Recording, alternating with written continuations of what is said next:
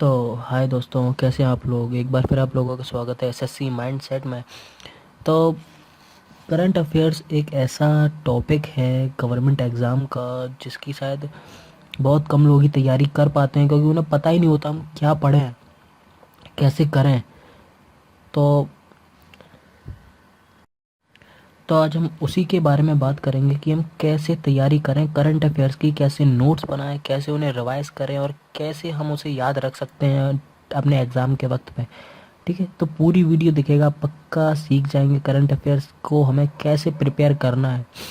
ठीक है, पर उससे पहले अगर किसी ने सब्सक्राइब नहीं करा है तो प्लीज़ सब्सक्राइब कर दीजिए, क्योंकि आपको बहुत हेल्पफुल मिलेगी इस चैनल से आने वाले किसी भी एग्ज़ाम के लिए, चाहे वो बैंक का हो चाहे वो एसएससी हो। ठीक है, चलिए शुरू करते हैं बिना कोई वक्त गवाए। सबसे पहले तो आप ये समझिए कि जो इसमें हम बात कर रहे हैं सिर्फ किसकी, इसको एक बार थोड़ा हटा देते हैं। ठीक है, क्योंकि ये वीडियो मैंने स्पेशली एसएससी के लिए बनाई थी, पर वो मैंने लिख दिया। चलिए कोई नहीं, कर देता हूँ। नेक्स्ट वीडियो में मैं यूपीएससी के लिए भी लिख दूंगा कि क्या क्या हमें स्ट्रेटजी बनानी चाहिए। वो ये वीडियो सिर्फ एसएससी के लिए बात करते हैं, नेक्स्ट वीडियो में हम यूपीएससी के लिए बात करेंगे। ठीक है, जो इसका पार्ट 2 बनाऊंगा कि वेटेज ऑफ करंट अफेयर्स कितना है। तो 3 से 4 क्वेश्चन अप्रोक्सीमेटली आते हैं एग्जाम में। 25 क्वेश्चन होते हैं, 3 से 4 मैक्सिमम आते हैं, नहीं तो कभी कभार 3, कभी 2, कभी 4 ऐसे आते हैं।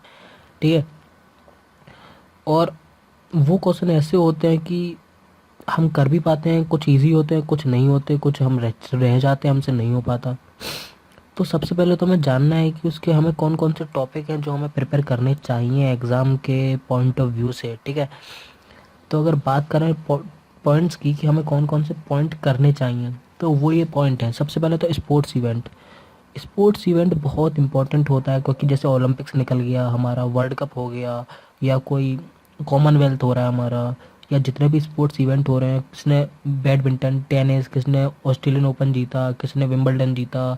ठीक है, कौन रनर अप था, रनर अप भी पूछ लेते हैं कभी कभार। तो स्पोर्ट्स इवेंट जितने भी हो रहे हैं पिछले 6 महीने के या पिछले 1 साल के, ठीक है, 1 ईयर मान के चलिए, पिछले 1 साल में जितने स्पोर्ट्स इवेंट हुए मेन, उनको ही करिए। ये रणजी ट्रॉफी वगैरह किसने जीती वो देख लीजिए। तो ज़्यादा नहीं होता, साल में एक ही इवेंट होता है रणजी का, या फिर वर्ल्ड कप एक होता है 3-4 साल में एक बार। ठीक है, तो ज़्यादा नहीं है आपको इसमें करना। नोबल प्राइजेज़, नोबल प्राइजेज़ जो पिछले प्रीवियस निकल के गए उन्हें ज़रूर पढ़ लीजिए, क्योंकि ये बहुत इंपॉर्टेंट होते हैं नोबल प्राइजेज़, आप सभी जानते हैं। उसके बाद Man Booker prizes, Man Booker prize, जितने भी प्राइजेज़ होते हैं ना ये बहुत इंपॉर्टेंट होते हैं। अवार्ड जैसे Oscar award, Grammy award, film fair award. ठीक है, और बाकी जो अवार्ड होते हैं जो लिटरेचर के ऊपर और बुक्स के ऊपर और स्पोर्ट्स में ये खेल कौन से जितने भी खेल के ऊपर हमें अवार्ड मिलते हैं, कि भारत रत्न मिल गया हमें जितना, जैसे ये भारत रत्न है हमारा, पद्म विभूषण है। ठीक है, और गांधी खेल रत्न वाले जितने भी मिलते हैं उन्हें, राजीव गांधी खेल रत्न अवार्ड, जितने भी हैं ये अवार्ड्स, ये सब बहुत इंपॉर्टेंट होते हैं। ठीक है, उसके बाद हमारी वर्ल्ड हेरिटेज साइट जो हैं जितनी वर्ल्ड में, वो सारी हमारे लिए बहुत इंपॉर्टेंट है। उनके ऊपर कभी भी क्वेश्चन पूछ लिया जाता है कि अभी लेटेस्ट वर्ल्ड हेरिटेज साइट कौन सी है, कौन सी जुड़ी है, और या फिर इंडिया में कौन कौन सी वर्ल्ड हेरिटेज साइट हैं। जो मेन तो इंडिया में ध्यान दीजिए कि इंडिया की वर्ल्ड हेरिटेज साइट कौन सी हैं। ठीक है, और दूसरा हमारा नरेंद्र मोदी जो पॉलिसीज़ निकालता है पिछले 1 साल में, नरेंद्र मोदी जी हमारे जो प्राइम मिनिस्टर हैं, वो जो पॉलिसीज़ निकालते हैं 1 साल में, पिछले 1 साल के वो बहुत इंपॉर्टेंट होते हैं एक पॉइंट ऑफ व्यू से। चाहे वो इकॉनमी की बात करें, चाहे हम हिस्ट्री की बात करें, चाहे हम करंट अफेयर्स की बात करें, वो हर एंगल से बहुत इंपॉर्टेंट होता है। ठीक है, और लेटेस्ट अचीवमेंट इन इंडिया, जैसे PSLV-37 छोड़ा इसरो ने, तो ये हमारा अचीवमेंट है। ओलंपिक में गोल्ड मेडल अगर किसी ने जीत लिया तो वो अचीवमेंट है। ठीक है, अगर बाई चांस कोई बुलेट ट्रेन अभी आगे चल के टाइम पे चल गई तो वो अचीवमेंट होगा। वर्ल्ड शूटिंग में गोल्ड मेडल जीता है तो वो हमारा अचीवमेंट है। जितने भी अचीवमेंट हैं वो जानना बहुत ज़रूरी है।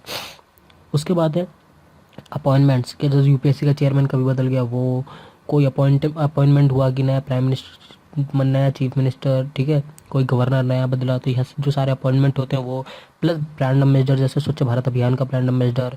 हाँ, और जो होता है सत्यमेव जयते जो था, चल रहा था वो कि कोई भी बाहर से आता है उसको, हमें गेस्ट को हमें भगवान मानना चाहिए, वो वाला। ठीक है, प्लस जितनी ब्रांड एम्बेसडर, जैसे अभी प्रियंका चोपड़ा आई, किस स्टेट की है, हरियाणा के ब्रांड एम्बेसडर कौन है, यूपी के ब्रांड एम्बेसडर कौन है। या फिर गुजरात के ब्रांड एम्बेसडर कौन है, जो स्टेट्स के ब्रांड एम्बेसडर होते हैं एडवर्टाइजमेंट के लिए वो कौन है, वो सारे हमें ब्रांड एम्बेसडर भी हमें पढ़ने चाहिए, बहुत इंपॉर्टेंट होता है हमारे एग्ज़ाम पॉइंट ऑफ व्यू से। ठीक है, तो ये कुछ पॉइंट थे जो हमें तैयारी के वक्त याद रखने चाहिए, हमें क्या क्या तैयार करना है। ये पॉइंट आपने तैयार कर लिया, आपकी करंट अफेयर्स पूरी हो जाएगी। पर उसे तैयार करें कैसे, नोट्स बनाए कैसे, प्रिपेयर करें कैसे, अब उस बारे में बात करेंगे। ठीक है, तो सबसे पहले तो एक नोटबुक खरीद लीजिए जो अच्छी खासी मतलब मोटी ना हो, ठीक ठाक 200-300 पेज की चलेगी, क्योंकि पिछले 1 साल के या पिछले 6 महीने के उसमें आ जाएंगे। ठीक है, और शॉर्ट नोट्स बनाइए। शॉर्ट नोट कैसे, कि अगर कोई इवेंट आया तो उसकी सिर्फ हेडलाइन हेडलाइन न्यूज़पेपर से वो लिख लीजिए, जो जो उसमें मेन पॉइंट दे रखे हैं वो लिख लीजिए, और कोशिश करिए वीकली बनाइए। ठीक है, और कुछ भी वो सब कुछ नहीं लिखना उसमें, ये ध्यान रखिए कि डू नॉट राइट एवरीथिंग। ठीक है, सिर्फ main main heading, main main point अखबार से या न्यूज़ से कहीं भी सुनिए उसको लिख लीजिए, और वीकली बनाइए कि एक हफ्ते में क्या क्या गुजरा है। ठीक है, या फिर अगर आप डेली बनाना चाहें तो डेली बनाइए, और मेन मेन हेडिंग हेड जो अखबार की हेडलाइंस हुआ, कोई अचीवमेंट आया, कोई इन्वेंशंस हुई, उनको लिखिए बस। ठीक है, और इम्पोर्टेंट पॉइंट लिखिए, ये सबसे मेन चीज़ है। ठीक है, और दूसरा है कि जैसे आपने लिख लिया उस दिन, किसी भी दिन लिखा, तो अपने फ्रेंड्स फैमिली से डिस्कस करिए, तो एक बार आपका वो रिवाइज हो जाएगा कि आपने क्या लिखा है, सही लिखा है गलत लिखा है। ठीक है, तो ऐसे आप भूलेंगे नहीं।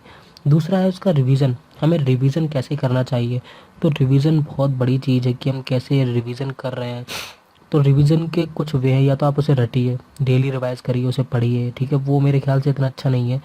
अगर एक रिवीजन ये होता है कि जैसे आप कभी अपने फ्रेंड्स के साथ बैठे हैं तो उनको बताइए न्यूज़, हो सकता है कुछ न्यूज़ आप भूल जाएं जो उनको पता हो, तो वो आपके लिए बहुत हेल्पफुल आएगी।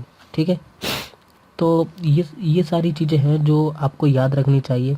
प्लस अगर आप किसी आपका जो फ्रेंड है वो भी तैयारी कर रहा है तो और अच्छी बात है, फिर तो वो आपसे पूछ सकता है, आप उससे पूछिए। इनके एमसीक्यूज़ बनाइए न्यूज़ के, ये सबसे बेस्ट वे है कि एमसीक्यूज़ बना के करिए, खुद एमसीक्यू बनाइए।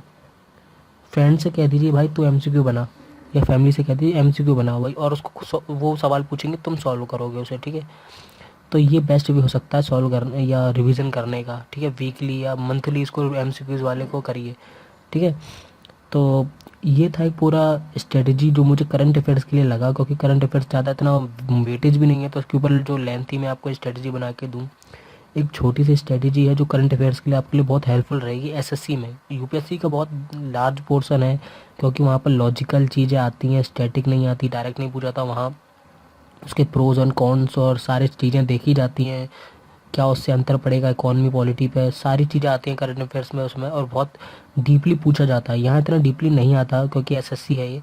ठीक है, तो इसमें इतनी ही चीज़ें आपके लिए काफ़ी हैं, बहुत है, मैं तो कहूँगा कि अगर आप इसे कर लेते हैं तो आई होप कि आपको ये वीडियो पसंद आई होगी। अगर पसंद आई तो प्लीज़ लाइक करें, इस चैनल को सब्सक्राइब ज़रूर करें, और कमेंट करें, को भी आपको कुछ भी पूछना है, क्या कहना है, कमेंट कीजिए। ठीक है, चलिए फिर मिलते हैं नेक्स्ट वीडियो में, तब तक के लिए bye and thanks for watching.